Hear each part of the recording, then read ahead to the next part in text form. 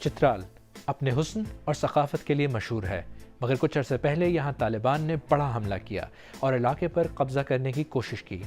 پاکستان نے جوابی کارروائی تو کی، لیکن خوف پھیل رہا ہے کہ ماضی کی طرح ایک بار پھر پاکستان دہشت گردی کی لپیٹ میں تو نہیں آ جائے گا۔ صرف پچھلے ایک سال میں ہی دیکھ لیں تو دہشت گردی کے 450 سے زیادہ واقعات ہو چکے ہیں۔ دہشت گرد کہاں سے آتے ہیں اور انہیں سیکیورٹی فورسز کنٹرول کرنے میں کیوں ناکام ہیں؟ اب 2016 کے بعد یہ پہلا موقع ہے جب ایک بار پھر اتنی بڑی تعداد میں دہشت گردی کے واقعات ہو رہے ہیں، اور اس کا نشانہ آپ بھی ہو سکتے ہیں۔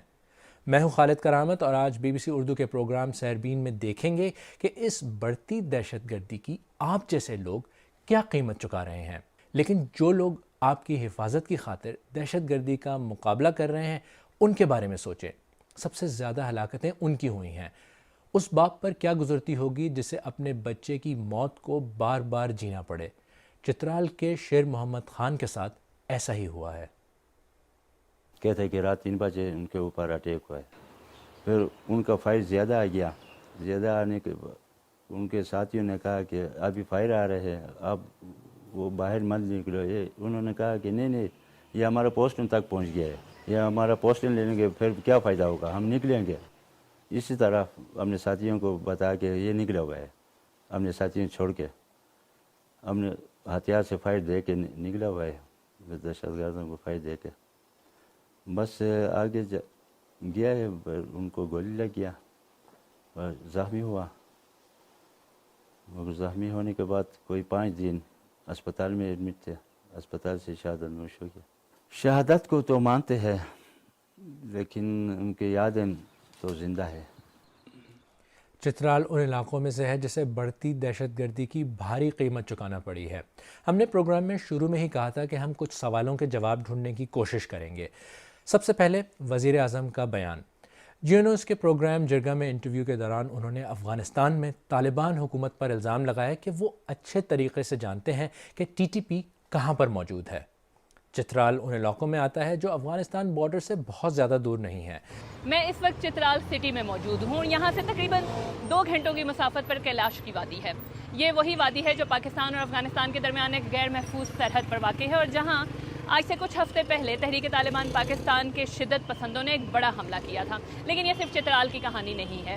گزشتہ کچھ عرصے کے دوران پاکستان میں خیبر پختونخوا اور بلوچستان کے علاقوں جیسا کہ مستونگ، باجوڑ اور وزیرستان میں مختلف حملے ہوئے ہیں۔ پاکستان یہ الزام لگاتا ہے کہ افغانستان کی سرزمین ملک میں حملوں کے لیے استعمال ہو رہی ہے۔ دوسری جانب افغانستان میں طالبان کی حکومت ان الزامات کی تردید کرتی ہے۔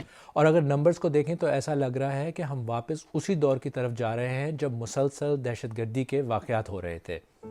سال کے دوسرے کوارٹر میں دہشت گردی کے واقعات میں 284 ہلاکتیں ہوئیں۔ یہ تعداد تیسرے کوارٹر میں بڑھ کر 445 ہو گئی، یعنی صرف 3 مہینوں میں ہی 57% اضافہ ہوا ہے۔ ستمبر تک ہونے والے واقعات میں 386 سیکیورٹی اہلکار اور 333 شہری ہلاک ہوئے، جبکہ 368 شدت پسند مارے گئے۔ ان میں سے زیادہ ہلاکتیں خیبر پختونخوا میں ہوئیں، جبکہ دوسرے نمبر پر بلوچستان ہے۔ سندھ، پنجاب اور اسلام آباد میں یہ تعداد نسبتاً کم ہے۔ سیکیورٹی کی خراب ہوتی صورتحال کی وجہ سے تحریک طالبان پاکستان ہی نہیں بلکہ دوسری شدت پسند تنظیمیں بھی بظاہر متحرک ہو رہی ہیں۔ بلوچستان کے علاقے مستونگ میں بھی ایک بڑا حملہ ہوا۔ ایک بھی جان جاتی ہے تو اس سے دسیوں اور زندگیاں اجڑ جاتی ہیں، کچھ تو جیتے جی ہی مر جاتے ہیں۔ 22 سال عمر سکے تو ننشتاف کریں گے یار چھوڑیے سے دین تا برام تسم بے وسے ہرا چھنا مستا سینا دا محسوم اسے تسے پین ہرا سالنا اسا وارث انم پائی مسور دسا ہفتے دا مستی اگونا نمیس تینا انسان نما سرکار نہ ہے ننا دسا وارثی انا جند کنا انا لنگ اٹھ نتا معذور اٹھ انا حالا والنم تو کہنے شہیداتا بارہ وٹ مستی اللہ نمی مدک توفیق کہتے۔ ہم میں سے کوئی بھی یہ نہیں چاہتا کہ ملک کے حالات پھر سے خراب ہوں، لیکن کیا ہم اسی ڈائریکشن میں جا رہے ہیں؟ یہ 1 نومبر کا جو فیصلہ ہوا کہ انلیگل مائیگرنٹ جو ہیں ان کو واپس اپنے ملکوں کو بھیجنا ہے، ہمیں لگتا ہے کہ یہ بھی، اور پھر جس طرح سے افغان حکومت کے جوابات آ رہے ہیں ان کے بارے میں ہمیں سوچنا ہوگا کہ یہ ٹھیک طرف معاملہ نہیں جا رہا، تو دہشت گردی بڑھ سکتی ہے۔ اور پھر یہ جو پاکستان کی طرف سے بھی بڑے سخت بیانات آ رہے ہیں، تو یہ ساری چیزیں جب مل کے تو ایک جو منظر نامہ بنا رہی ہے مستقبل کا، وہ ہمیں ٹھیک نہیں لگتا۔ ہمیں لگتا ہے کہ دہشت گردی میں اضافہ ہوگا۔ حملے بڑھنے کی وجوہات جو بھی ہوں، ہم نے پروگرام میں متاثرین سے بھی سنا۔ وہ چاہتے ہیں ان کی اور ان کی فیملیز کی حفاظت ہو اور انہیں یہ نہ لگے کہ انہیں پوچھنے والا کوئی نہیں ہے۔ آپ جتنا بھی بیرونی طاقتوں پر الزام لگائیں، دوسروں کو اس کے لیے ذمہ دار سمجھیں۔ ایک بات بالکل کلیئر ہے، لوگوں کو محفوظ رکھنے کی بنیادی رسپانسبلٹی ریاست اور سیکیورٹی فورسز کی ہے۔ ان کی اتنی قابلیت ہونی چاہیے کہ وہ حفاظت کو ممکن بنائیں، اور ان کا کام بھی یہی ہے کہ سب چیلنجز کے باوجود سیکیورٹی کو یقینی بنائیں۔ اگر ایسا نہیں ہو رہا تو یہ ان کا اپنا ہی فیلئر ہے۔